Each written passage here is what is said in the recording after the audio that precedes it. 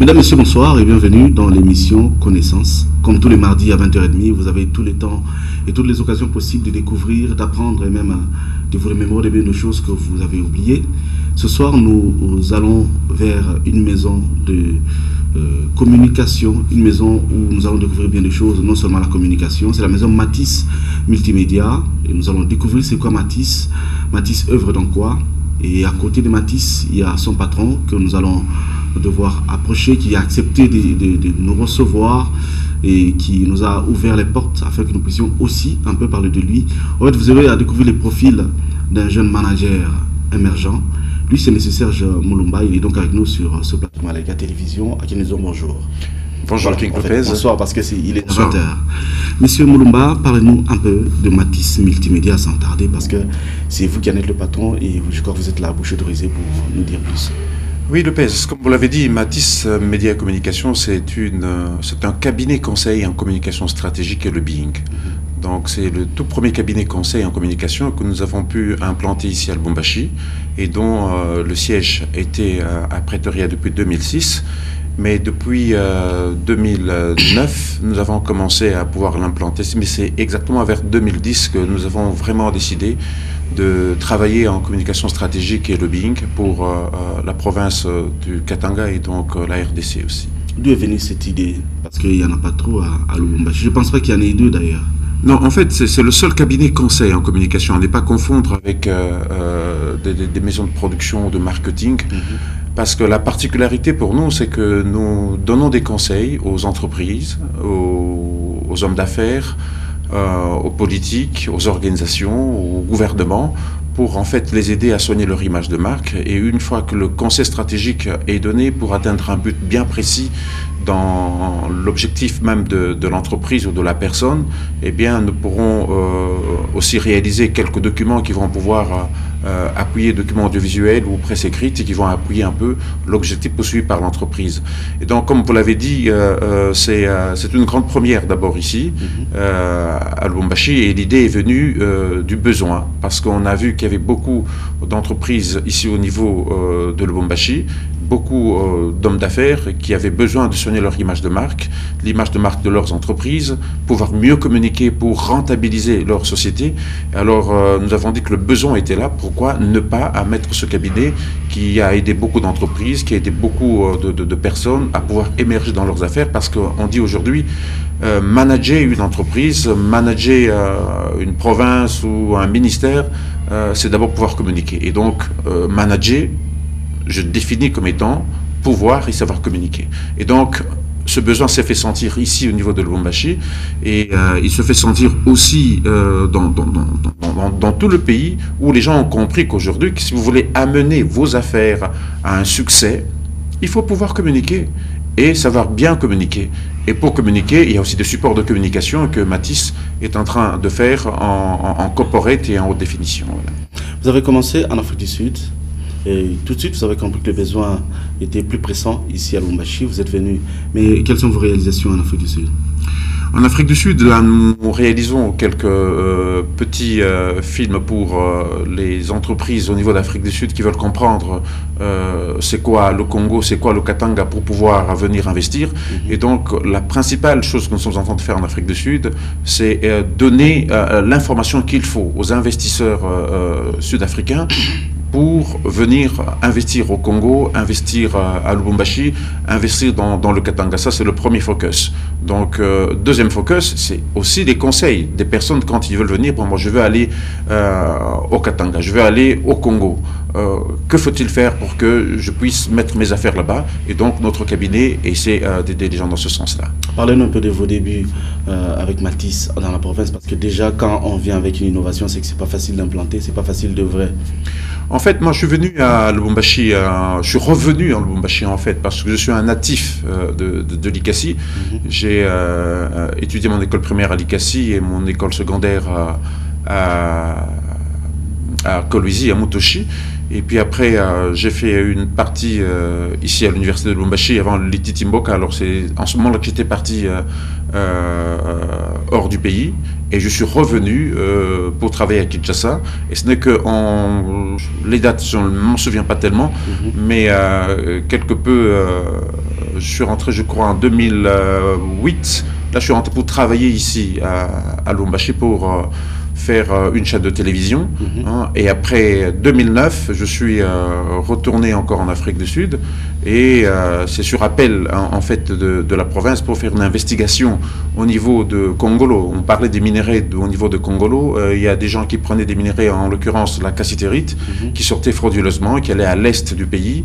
Et ça traversait pour aller au niveau des pays voisins, dont notamment le Rwanda et les autres. Et l'autorité provinciale avait bien voulu mener une enquête là-dessus, et il fallait un journaliste d'investigation. Et un de mes amis, Christian Momat, a été contacté pour faire ce genre d'investigation. Il a dit que lui, il ne pouvait pas, il n'était pas habilité à le faire, mais il connaissait quelqu'un qui pouvait bien le faire et ramener. Et c'était moi. Alors, je suis parti à Congolo, et c'est comme ça que j'ai eu un premier contact avec l'Okatanga profond. Et c'est là que j'ai vu qu'il y avait des besoins importants en termes de communication stratégique. Et c'est là aussi que je me suis dit, bon, ok, je m'implante ici pour pouvoir aussi participer au développement en fait de la province. Chimiste industriel, journaliste formé à l'État, collaborateur extérieur à la TGA et en fin de compte directeur général de la DITCHEN. Parlez-nous un peu de votre premier numéro, en fait, première prestation dans les JT. C'était une catastrophe au début parce que j'avais pas été préparé. On m'a surpris. Donc la direction Pius Mabilou avec le DGDA Joseph, ils ont décidé, dit ben voilà, non, en tout cas, il y a une crise, il faudrait que ce monsieur, en tout cas, fasse le journal télévisé. Je dis mais j'ai jamais fait de journal télévisé. Il dit monsieur, prends les papiers et tu vas commencer le journal télévisé.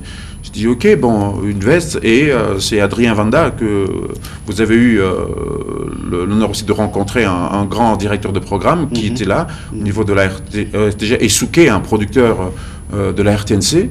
Alors ils m'ont coaché pendant 1 heure avant le journal. Il dit monsieur, allez, 1 heure avant le journal. Il dit mais il faut que tu commences.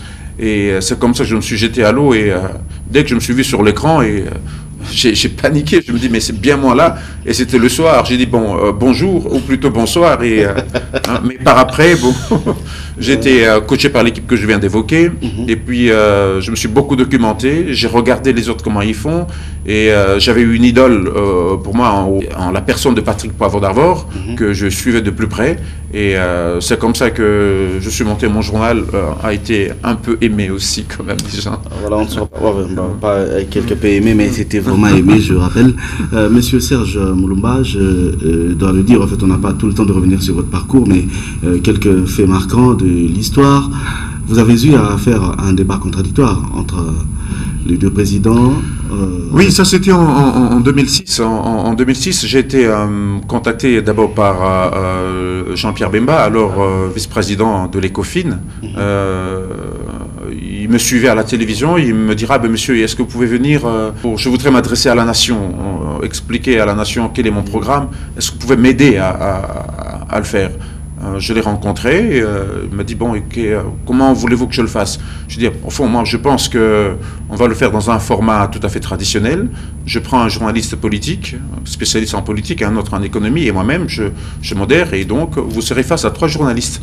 Et c'est comme ça qu'il a adopté le format, et j'ai fait au premier tour d'abord une interview exclusive avec lui où il présentait son projet ou son programme. Et au second tour, il m'a encore rappelé, parce que au second tour, il s'est retrouvé face à Joseph Kabila, et Joseph Kabila aussi, dans son clan, eux aussi, ils m'ont appelé finalement. Son équipe m'a appelé pour me dire monsieur, je pense qu'on a vu ce que vous avez fait déjà au premier tour, mais au second tour, le chef vous attend. Il faut venir voir le chef parce qu'il veut faire une interview avec vous. Et c'est comme ça que j'étais parti voir le chef. Et au moment que j'étais avec le président Joseph Kabila, et Jean-Pierre Bemba m'a appelé aussi par la même occasion pour me dire monsieur, il faut que vous reveniez ici, pour que je vous attends pour faire l'interview.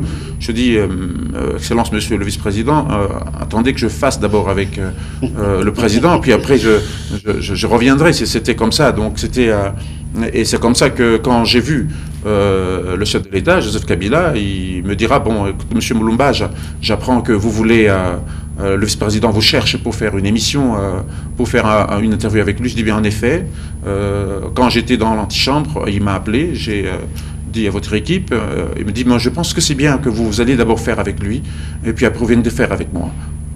Et c'est comme ça que je suis sorti de chez lui. Je suis parti faire... Parce que c'était un débat parallèle, il n'y avait pas de débat contradictoire. Okay. Donc je suis parti d'une part faire avec Jean-Pierre Bemba. J'ai fini avec Jean-Pierre Bemba. Quand j'arrive chez Jean-Pierre, il me dit mais je t'attendais. Je dis non, j'étais chez le chef. Lui voudrait que je commence avec vous. Et c'est comme ça que j'ai fait avec lui. Il dit ok, d'accord, pas de problème. Allez, on monte. On fait et le lendemain, j'étais au Palais de la Nation maintenant, et j'avais dirigé ce débat parallèle, et Kabila, face à moi-même, et face aussi à d'autres journalistes, a pu aussi en 2006 présenter son programme. Donc on avait 2 débats parallèles, et voilà. Vous collaborez très bien avec les gouverneurs, je pense qu'on n'a pas trop de temps, mais voilà, c'est quand même des points saillants qu'on ne peut pas passer dans une émission comme ça parce qu'on vous a eu. Je pense que ce ne sera pas très facile de vous recevoir comme ça parce que vous avez un agenda chargé. Vous collaborez bien avec les gouverneurs aujourd'hui. Parlez-nous un peu de vos débuts avec lui et voilà, jusqu'à ce jour. Bon, en fait, parler de la collaboration avec le gouverneur, en fait, moi, je travaille, je suis un journaliste, je suis au milieu du village, et donc tout le monde, quand il voudrait que nous puissions travailler, on travaille ensemble. En fait, c'est juste quand il est rentré d'exil, il me suivait aussi à la télévision, je faisais mon journal du soir, et il m'avait appelé un soir, un après-midi, je suis dans mon bureau, Serge, bonjour Serge, je dis bonjour, c'est le président Moïse, je dis, ouais, le président Moïse de Mazembe. Il me dit de Mazembe. Je dis, ah, Mazembe, je connais. Lui, je ne connaissais pas avant. On dit, est-ce que tu peux venir ce week-end suivre le match à Lubumbashi? Je dis, oui. Et finalement, bon, je me demandais, mais qui va payer le billet? Tout de suite, il a enchaîné. Bon, comme ça, passer au Abora, récupérer un billet là-bas, et puis vous venez. Et c'est comme ça que je suis parti. J'ai pris le billet à Abora. Non, le président a laissé un billet pour vous dire, bon, ok, c'est très bien. Et j'ai pris mon avion, je suis descendu ici, on m'a pris à l'aéroport, on m'a logé quelque part. Le lendemain, je suis parti avec lui au match. Et après, il m'a dit, mais est-ce que tu as vu? Est-ce que tu es content? Et moi, je pensais que c'était pour me demander que je fasse un reportage. Non, rien du tout. Et le lendemain, j'ai repris mon avion. Je suis rentré à Kinshasa et ça se répétait comme ça. C'est comme ça que je l'ai connu. Et aujourd'hui, je travaille pour la province. On a fait le lobbying sur les minerais sans conflit. Et c'était lui, d'ailleurs, qui a poussé pour que les choses aillent de l'avant, que le Katanga ait accès au marché international. Parce que c'est mon cabinet qui a fait le lobbying pour cette question-là. Et aujourd'hui encore, nous sommes en train de pousser pour montrer le potentiel agricole du Katanga. C'est encore lui qui a poussé encore pour dire bon, allez-y et montrer quel est le potentiel de notre... c'est une relation de travail et pour le bienfait de la province du Katanga. Un parcours très riche, Monsieur Serge Mlomba, je vous remercie. Mais avant de mettre un point final à cette émission, à tous ceux qui n'ont pas fait le journalisme et qui croient qu'ils ne peuvent rien du tout, un petit mot, je crois que ça peut leur faire du bien, surtout ceux qui ont le potentiel mais qui ne savent pas comment faire, comment aborder. Ils ont en face d'eux, ça veut dire devant leur poste téléviseur, un chimiste industriel, quelqu'un qui n'a pas du tout fait ce que les autres font à l'UNILU, mais qui a ce parcours. En fait, un universitaire, il est prêt à tout faire. C'est d'abord ça. Et puis, moi, j'aime bien beaucoup le journalisme parce que le journaliste ou le journalisme, c'est le métier le plus noble qui puisse exister. Et il y a même une expression qui dit que le journalisme peut mener à tout. Parce qu'en tant que journaliste, moi, je demande à tous les confrères et consoeurs de bien faire le travail, de bien faire son travail, d'aimer son travail, de le faire avec abnégation. Parce que l'avenir de chacun dépend de la manière dont il s'est investi dans le travail. Et aujourd'hui, on trouve de moins en moins des journalistes qui sont spécialisés dans tel domaine. Tout le monde est généraliste. Et je crois que si vous avez suivi mon parcours, moi je me suis spécialisé d'abord journaliste des matières bibliques, et puis après je suis devenu journaliste des matières tout à fait politiques et économiques. Et maintenant j'ai développé un cabinet conseil en communication stratégique et lobbying. Et je me suis focalisé sur ça. Et quand vous faites ces choses avec beaucoup d'ardeur, beaucoup de sacrifices, et je crois que ça aboutira à des grandes choses. Monsieur Mlomba, je vous remercie. C'est moi qui vous remercie, Lopez. Merci pour les honneurs, merci surtout pour votre présence. Malgré l'agenda chargé, vous avez quand même accepté de venir.